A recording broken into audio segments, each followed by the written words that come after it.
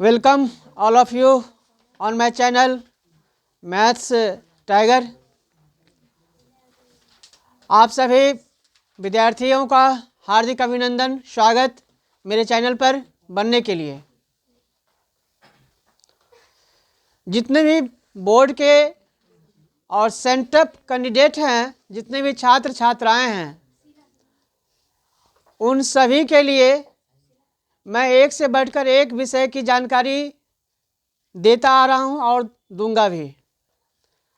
आज मैं हिंदी की विषय वस्तु को लेकर आया हूं। मेरे पास कोई एक सेट है, उस सेट से मैं आप सबों का मूल्यांकन करूंगा। जो आप जहां भी हैं, जिस कोने में हैं, वहां से आप अपना स्कोर करेंगे। जो मैं इस प्रश्न का जवाब, कोई प्रश्न है उसका जवाब हम सटीक दे रहे हैं कि नहीं दे रहे हैं। अगर नहीं दे रहे हैं तो कोई बात नहीं, भागना नहीं है, सीखना है और समझना है। और जैसे ऑब्जेक्टिव का मूल्यांकन मैं करने जा रहा हूं, आप स्क्रीन पर देख रहे होंगे हिंदी लिखा हुआ है। दो तरह का हिंदी होता है हमारे पास। जो संस्कृत वाले होते हैं उसके लिए हिंदी होता है, और जो मैथिली के स्टूडेंट होते हैं उनके लिए हो जाता है अहिंदी। अर्थात अहिंदी का मतलब 8वीं के जो हिंदी आपने 8वीं क्लास में पढ़ा होगा वह हिंदी अहिंदी कहलाता है। और 10वीं का जो हिंदी है गोधली करके, है ना, वह संस्कृत वाले बच्चे यानी प्योर हिंदी कहलाता है। इस बात को समझ जाइए। और हिंदी का मतलब हो गया जो 8वीं लेवल की जो पुस्तक है हिंदी की, है ना, वह हो गया आपका हिंदी। और जो संस्कृत वाले बच्चे होंगे उनके लिए हो गया गोधुली करके आई है बुक, वह है उसमें। तो यहाँ हम लोग क्लियर हो जाते हैं। पहले अब आता हूँ, बोर्ड मॉडल क्वेश्चन लेके मैं आया हूँ। पहला क्वेश्चन है क का उच्चारण स्थान है। क कैसे बोला जाता है, उच्चारण कैसे करते हैं। मैं ऑप्शन दे रहा हूं, कंठ, तालु, दंत, मूर्धा। बिल्कुल सही जवाब है। आप लोग 5 सेकंड में जवाब दे दिए, 5 सेकंड से कम में जवाब दे दिए। कंठ बोल दिए। क्या बोल दिए? कंठ। बिल्कुल सही है। दूसरा प्रश्न, हरियाली है। हरियाली कोई शब्द है, वह है जातिवाचक संज्ञा, समूहवाचक संज्ञा, भाववाचक संज्ञा, व्यक्तिवाचक संज्ञा। हरियाली है, हरियाली कौन सा संज्ञा है? इसीलिए बने रहना है। सही जवाब है भाववाचक संज्ञा। कौन सा संज्ञा? भाववाचक संज्ञा। तीसरा प्रश्न, सर्वनाम के कुल कितने भेद होते हैं? सर्वनाम के कुल कितने भेद होते हैं? 6 भेद होते हैं। कौन कौन?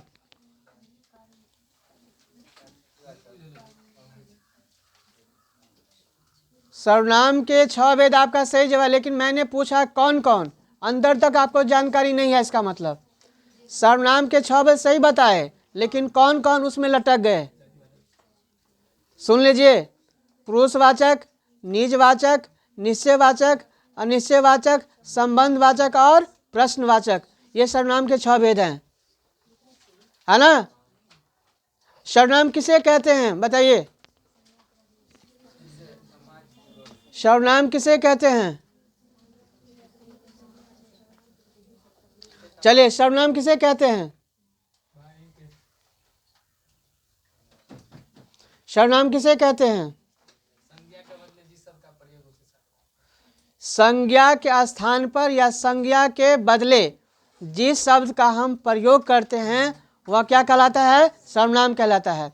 बैठ जाइए। Thank you. कुछ बच्चों का जवाब सही आ रहा है। देखिए, राम घर जाता है।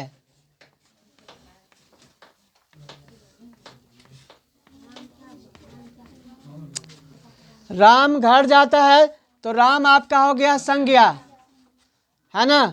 राम क्या हो गया? संज्ञा। किसी व्यक्ति, वस्तु, स्थान आदि नाम को हम संज्ञा कहते हैं। तो राम आपका क्या हो गया? संज्ञा। इसको हटा करके हम लिख देंगे वह घर जाता है। तो किसी नाम को हटाकर जो शब्द बन आया, राम को हटा के क्या ले आया, वह ले आया, तो वह क्या हो गया, सर्वनाम हो गया। ठीक है। सर्वनाम की कुल संख्या 8 होती है। सर्वनाम की कुल संख्या 8 होती है। अपना नोट करते जाएंगे जिनको पूरी जानकारी नहीं है। सर्वनाम की कुल संख्या 8। कहेगा सर्वनाम कितने हैं, भेद में पूछेंगे तो 6 और कुल संख्या में पूछेंगे तो 8। ठीक है। चलता हूं अगला प्रश्न। मैं अलमारी से पुस्तक निकालता हूं। अगला प्रश्न है, मैं अलमारी से पुस्तक निकालता हूं। इस वाक्य में से, अलमारी से यानी से जो विभक्ति चिन्ह लगा है, किस कारक का है? कारक पूछ लिया आपसे। मैं अलमारी से पुस्तक निकालता हूं, इसमें से जो लगा है वह कौन सा कारक है? ऑप्शन आपका अपादान कारक, संप्रदान कारक, कर्म कारक, करण कारक।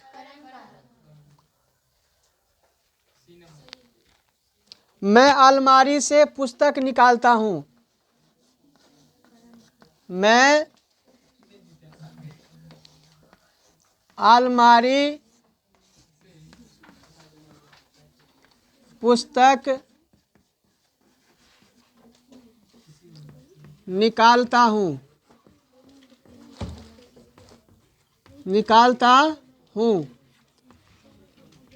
बच्चे जा रहे हैं करण कारक के साथ, लेकिन आप सभी का 1 नंबर यहाँ कम हो रहा है, आपका मूल्यांकन कम हो गया।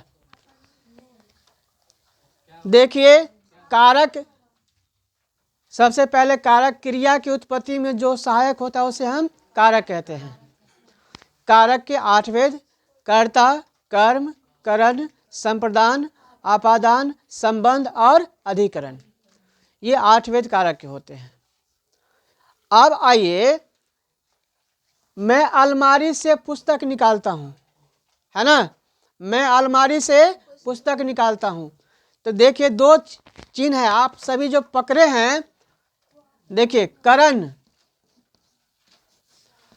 कारक, थोड़ा सा आप बेस को समझ लीजिए। करण कारक और अपादान कारक दोनों का चिन्ह से है, विभक्ति चिन्ह दोनों का से है मेरे दोस्त, मेरे बिगिनर्स, मेरे स्टूडेंट्स।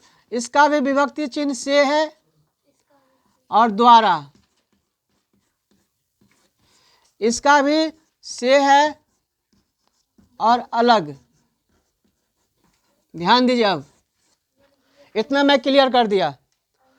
करण कारक का परिभाषा है, करण कारक जिससे कोई कार्य की जाती है, जिस माध्यम से कोई कार्य की जाती है, वह हो गया करण कारक। यहां रहता मैं कलम से लिखता हूं, तो ये होता आपका साधन हो गया। किससे लिखते हैं? कलम से, तो करण में जाता है ना। वह चाकू से फल काटती है, तो चाकू और फल बीच में से लगा है, वह चाकू से फल काटती है, तो यहाँ क्या हो गया? द्वारा हो गया। क्या हो गया? द्वारा। किसके द्वारा? चाकू के द्वारा, यानी चाकू से फल काटती है। तो आपका हो जाता है करण कारक। अब आइए अपादान कारक। अपादान कारक का परिभाषा समझ लीजिए। जहाँ से कोई वस्तु या चीज अलग होती है, हटती है, बिछुड़ जाती है, वह क्या होगा? अपादान कारक होगा। जहाँ से कोई वस्तु अलग होती है, बिछुड़ जाती है, वह क्या होगा? अपादान कारक होगा। अब बताइए, मैं अलमारी से पुस्तक निकालता हूँ, तो क्या अलग हो रहा है कि छूट रहा है, मतलब सट रहा है? अलग हो रहा है। क्या अलग हो रहा है? पुस्तक। कहाँ से अलग हो रहा है? अलमारी से। तो ये से क्या करता है? अलग करता है। पुस्तक अलमारी में रखी थी, वहां से क्या कर रहा हूं? मैं निकाल रहा हूं, पुस्तक को निकाल रहा हूं, तो कौन सा कारक में चला जाएगा? अपादान कारक। क्लियर? और भी उदाहरण समझ लीजिए। हिमालय से गंगा नदी निकलती है, कौन सा कारक? अपादान कारक, है ना।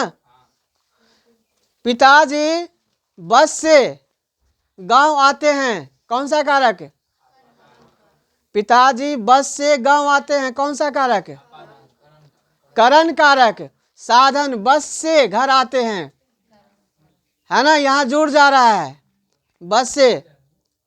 एक सबसे VVI मैं पूछता हूँ, एक बार आया था, हजारों बार आता रहता है, उसको समझ लीजिए। बहुत अच्छा है जो कारक का चर्चा हो गया आज। आप लोगों को एक ही प्रश्न नहीं छूटेगा मेरे स्टूडेंट्स, मेरे प्यारे स्टूडेंट्स, एक ही प्रश्न नहीं छूटेगा आप लोगों का। देखिए, पूछेगा वह जन्म से अंधा है, वह जन्म से अंधा है, कहेगा कौन सा कारक है? करण है, अपादान है, अधिकरण है, संबोधन है, कौन सा कारक? अब आप लोग डॉट में नहीं रहेंगे। वह जन्म से अंधा है, अर्थात जन्म से मतलब जन्म लेने के बाद वह जो निकला माँ के गर्भ से कोई बच्चा, वह आंख से क्या था? अंधा था। तो क्या हो गया यहाँ पर? क्या हो गया? करण कारक हो गया, न कि अपादान कारक, ध्यान रखिएगा। और ये बार बार पूछता है, वह जन्म से अंधा है, वह जन्म से भिखारी है, ऐसे बदल बदल करके आएगा, है ना। कारक पूछ रहा है, उसमें सेंटेंस में नहीं लॉजिक देना है। जो जन्म लेगा तो भिखारी कैसे हो गया, लॉजिक नहीं देना है ना। आपको पूछेगा वह जन्म से भिखारी है, वह जन्म से तेज है, कौन सा कारक? तो आपको ये समझना है, विभक्ति चिन्ह को पकड़िए। किसको पकड़ना है? विभक्ति चिन्ह को। अलग हो रहा है कि उसके साथ संबंध बना हुआ है, द्वारा के साथ। तो वह जन्म से अंधा है, या वह जन्म से भिखारी है, या वह जन्म से तेज है, तो कौन सा कारक में जाएगा? करण कारक। आपका जवाब हो जाएगा करण कारक। आपसे पूछ लेगा 2 नंबर में अपादान कारक और करण कारक में क्या अंतर है। चलिए मूल्यांकन कर लेता हूं। अपादान कारक किसे कहते हैं?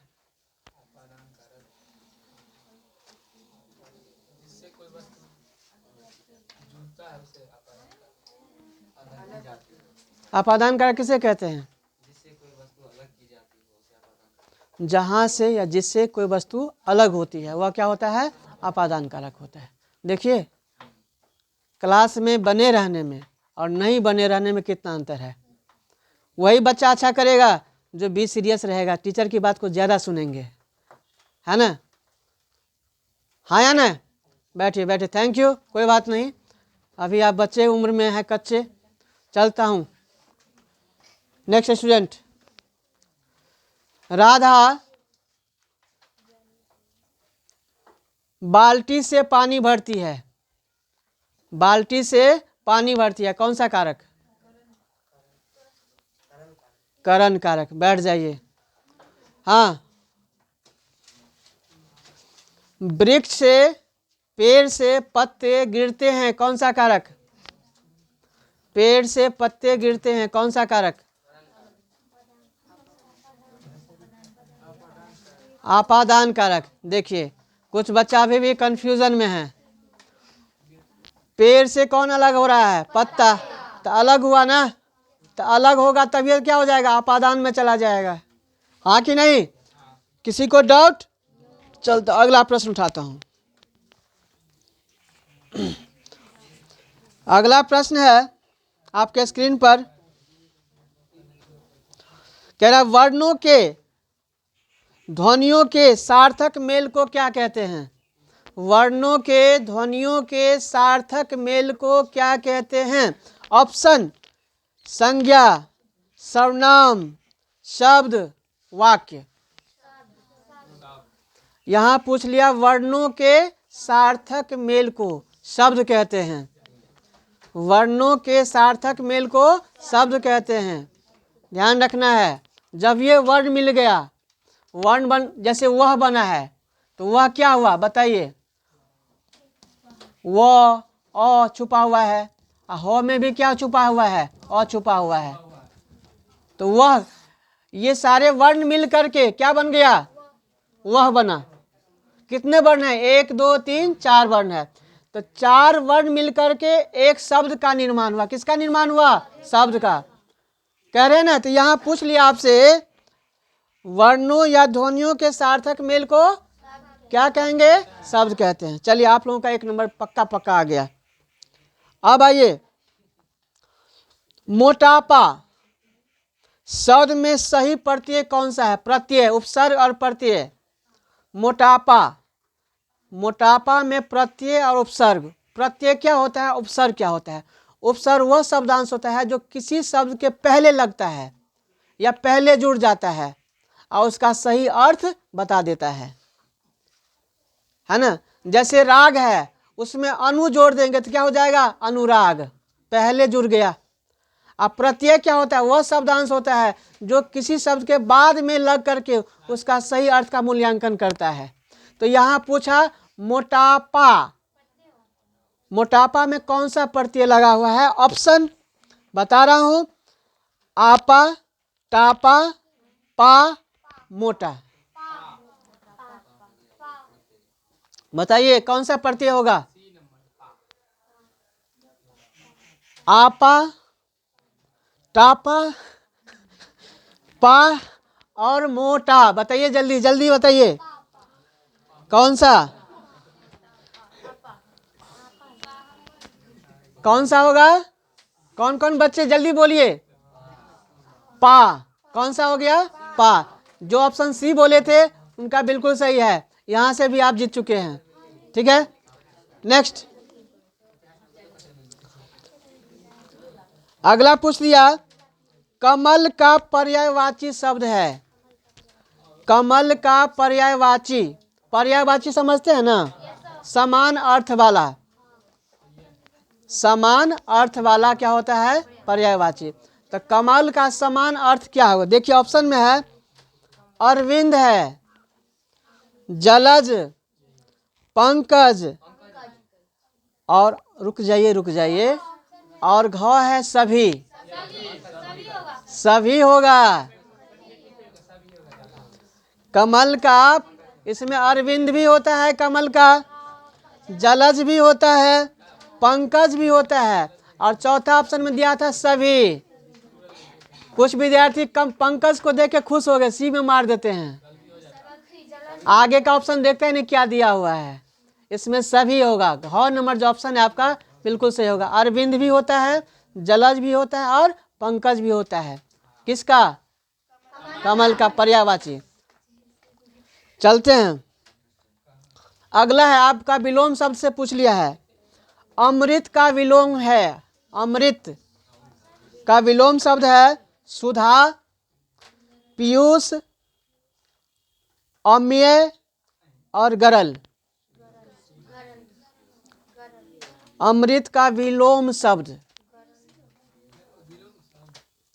अमृत उल्टा, अमृत और विष रहता है तो तुरंत पकड़ लेते हैं आप लोग, लेकिन यहाँ पर फंसा दिया है आप सभी को। मतलब समझना होगा, सुधा होगा या पीयूष होगा या अम्य होगा या गरल होगा।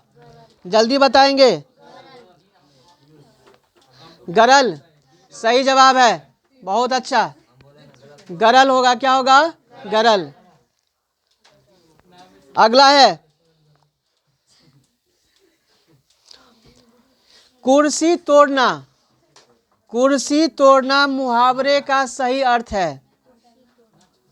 कुर्सी तोड़ना मुहावरा है, उसका सही अर्थ है। ऑप्शन नंबर पहला है मेहनत न करना, अधिक श्रम करना, उपद्रव करना, सुंदर लिखना। कुर्सी तोड़ना का सही अर्थ है मेहनत न करना, अधिक श्रम करना, उपद्रव करना, सुंदर लिखना। कुर्सी तोड़ना का मतलब हो गया मेहनत न करना। कहते बैठे बैठे खाली कुर्सी तोड़ते हैं, है ना? खाली कुर्सी तोड़ते रहते हैं, मतलब क्या? कुर्सी पर बैठे रहते हैं, मेहनत उन्हें तो कुछ करते ही नहीं। तो कुर्सी तोड़ना सही मुहावरा का अर्थ हो गया क्या? मेहनत न करना। देख लिए, चलिए कोई बात नहीं। अगला है, राजपुत्र में कौन सा समास है? राजपुत्र में कौन सा समास है? देखिए ऑप्शन, तत्पुरुष, कर्मधारय, बहुव्रीहि, अव्ययी भाव। तत्पुरुष, कर्मधारय, बहुव्रीहि, अव्ययी भाव। समास, दो या दो से अधिक पदों के मेल से जो विकार उत्पन्न होता है या जो सही अर्थ आता है उसे हम समास कहते हैं। समास और संधि में आपको अंतर पूछ सकता है, तो बने रहना है चैनल पर। संधि में क्या होता है? दो या दो से अधिक वर्णों के मेल को संधि कहते हैं, और इसी का जस्ट उल्टा है, दो या दो से अधिक पदों के मेल को समास कहते हैं, है ना। तो यहाँ पूछ दिया समास, समास में पूछ दिया राजपुत्र में कौन सा समास है। तो देखिए समास के कितने भेद? 6 भेद। समास के 6 भेद होते हैं, मालूम भी होगा। तत्पुरुष, कर्मधारय, द्विगु, बहुव्रीहि, द्वंद्व और अव्ययी भाव, ये 6 समास के भेद हैं। समास के भेदों की संख्या 6। और एक होता है नए समास, जो बराबर पूछता है, नए समास जिसमें नहीं लगा रहता है। अजन्मा कौन सा समास? तो नए समास में चला जाएगा, है ना, है ना। अजन्मा जिसमें न के अर्थ में जाएगा वो हो जाएगा नए समास में, ध्यान रखिएगा, है ना। अब आइए यहाँ पर आते हैं हम लोग। राजपुत्र का विग्रह कर दिए, राजपुत्र का विग्रह करेंगे तो देखिए क्या अर्थ आता है। राजपुत्र, राजा का पुत्र, राजा का पुत्र, राजा का बेटा, पुत्र, सन, किंग्स सन या द सन ऑफ किंग। राजा का पुत्र, देखिए विभक्ति चिन्ह क्या आया? का आया। तो जब विभक्ति चिन्ह बीच में आ गया तो का किसका है? विभक्ति चिन्ह का के की संबंध कारक का चिन्ह है। तो संबंध का मतलब हो गया खष्टी, संबंध का मतलब हो गया खष्टी, खष्टी तत्पुरुष, अर्थात राजा का पुत्र क्या हो जाएगा? तत्पुरुष हो जाएगा। कौन सा समास? तत्पुरुष समास हो जाएगा। राजा का पुत्र तत्पुरुष समास, संबंध में बता रहा है। राजा का बेटा संबंध बता रहा है ना। राजा की कन्या, है ना, संबंध बता रहा है। राजकन्या कौन सा समास? तो तत्पुरुष समास में जाइएगा। जब विभक्ति चिन्ह क्लियर हो जाएगा तो, है ना, चीरी मार, चीरी को मारने वाला, चीरी को मारने वाला, चीरी मार कौन सा संबंध? चीरी मतलब चिड़िया, चिड़िया को मारने वाला कौन सा समास? तत्पुरुष समास। विभक्ति चिन्ह कर्म को आ गया, कर्म को, चिड़िया को मारने वाला। तो कर्म तत्पुरुष भी ऐसे पूछ सकता है। तत्पुरुष के भी 6 भेद होते हैं, है ना। कर्म तत्पुरुष, कर्ता कर्म तत्पुरुष, कर्म तत्पुरुष, संबंध तत्पुरुष, ये सब आपका अपादान तत्पुरुष, ये सब अलग करता है ना। तो ये सब ध्यान रखिएगा। इसके बाद है ये पर्वत, पर्वत की कन्या के लिए एक शब्द दीजिए। पर्वत की कन्या को क्या कहते हैं? पार्वती, सरस्वती, लक्ष्मी, काली। पर्वत की कन्या के लिए एक उदाहरण, मतलब सही अर्थ क्या होगा? पार्वती, बिल्कुल सही जवाब, बिल्कुल सही जवाब। अगला है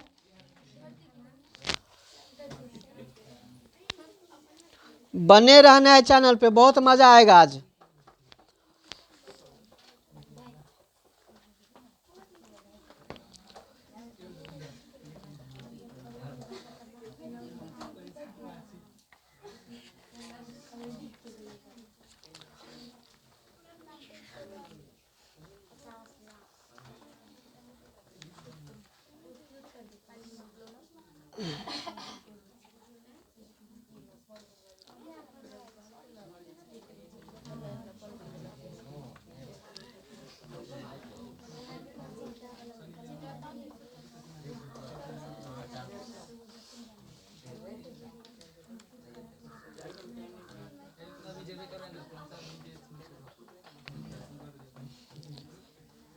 चलिए कुछ उच्चारण स्थान से मैं प्रश्न ले रहा हूँ।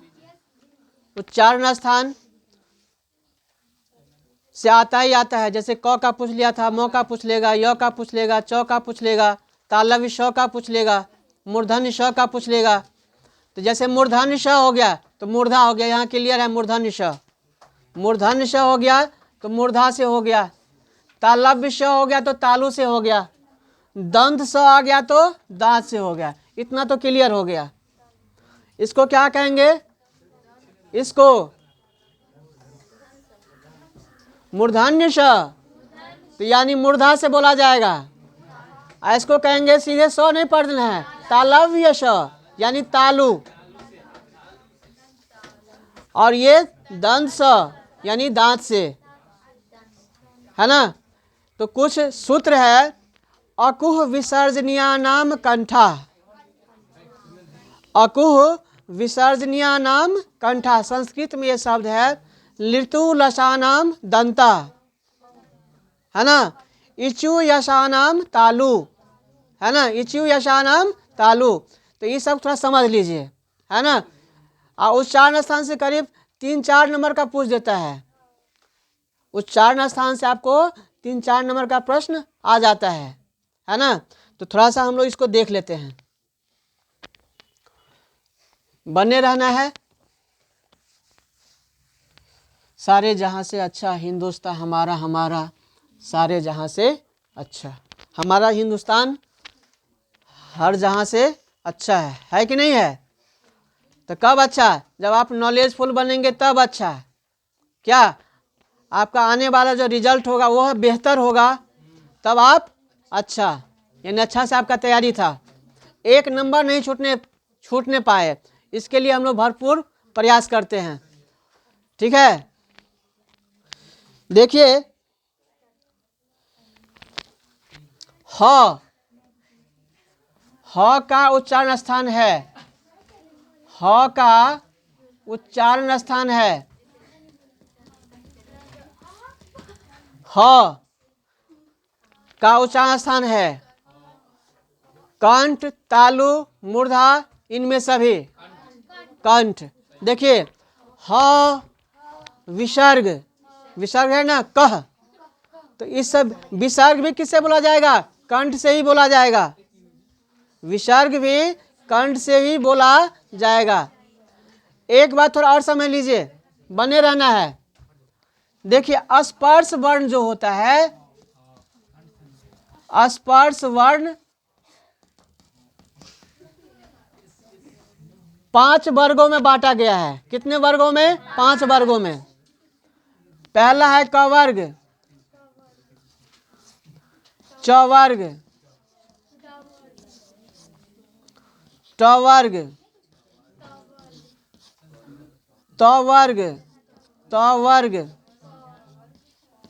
और प वर्ग। ध्यान देना है। अब ये मैं देखिए क्या बता रहे हैं। स्पर्श वर्णों की पूछ लेगा संख्या कितनी है। वर्णों की संख्या, यहाँ वर्ग है तो वर्ग 5 है। आप ध्यान देना है। क वर्ग कह दिए, च वर्ग कह दिए, ट वर्ग कह दिए, त वर्ग कह दिए और प वर्ग कह दिए। तो प्रत्येक वर्ग में 5-5 वर्ण होते हैं। कितने वर्ण होते हैं? 5-5। जैसे क वर्ग का मतलब हो गया क, ख, ग, घ और अंग, 5 वर्ण। च वर्ग में भी 5 वर्ण, च, छ, ज, झ, या 5 वर्ण। ट वर्ग में भी 5 वर्ण है कि नहीं है? त वर्ग में भी 5 वर्ण और प वर्ग में भी 5 वर्ण। तो ध्यान देना है, मैं क्या बताने जा रहा हूं। क वर्ग, च वर्ग, ट वर्ग, त वर्ग, प वर्ग, इसकी जरूरत क्यों पड़ी? ये सारे आपका स्पर्श वर्ण में आते हैं। किस में आते हैं? स्पर्श वर्ण। तो पूछेगा स्पर्श वर्णों की कुल संख्या कितना? तो 5, 10, 15, 20, 25। तो 25 स्पर्श वर्णों की संख्या 25। क्लियर? इसके बाद प्रत्येक वर्ग के जो अंतिम अक्षर होते हैं, अंतिम जो वर्ण होते हैं, अंतिम जो बाउंड्री होगा, अंतिम बाउंड्री में क ख ग घ अंग च छ ज झ या ट ठ ड ढ न त थ द ध न प फ ब भ म। ध्यान देना है, बाउंड्री के उस पार चला गया। 4 अक्षर को छोड़ के 5वां जो वर्ण होगा उस वर्ण को कहते हैं अनुनासिक वर्ण। क्या कहेंगे? अनुनासिक वर्ण। प्रत्येक वर्ग के अंतिम वर्ण को, प्रत्येक वर्ग के अंतिम वर्ण को अनुनासिक वर्ण कहते हैं। अर्थात अनुनासिक वर्ण मतलब जिसका उच्चारण हम नाक से करते हैं। कहाँ से? नाक से। अंग, या, न, है ना, म, नाक से। तो प्रत्येक, है ना, तो प्रत्येक वर्ग के अंतिम वर्ण को कौन सा वर्ण कहेंगे? अनुनासिक वर्ण, जिसका उच्चारण किससे होता है? नाक से होता है। ठीक है। कितने वर्गों में बांटा गया? 5 वर्गों में। आस्पर्श वर्णों की कुल संख्या 25। ठीक है। तो थोड़ा ज़्यादा लंबा वीडियो हम नहीं बनाएंगे, ज़्यादा लंबा क्लास नहीं करवाएंगे, है ना। आइए जी, इसके बाद पुनः हम आप सभी के सामने रूबरू होंगे। अगर उसमें कुछ सीखने को मिल गया होगा तो आपको कहना नहीं पड़े, लाइक सब्सक्राइब शेयर ज़रूर करेंगे। तब तक के लिए आप सभी के साथ शुभकामना। आप सभी जहाँ भी हो अच्छे रहें, सेफ रहें और अपनी पढ़ाई को उच्च से उच्चतम स्थान तक ले जाते रहें। इन्हीं शुभकामना के साथ मैं अपनी वाणी को विराम देता हूँ। जय हिंद।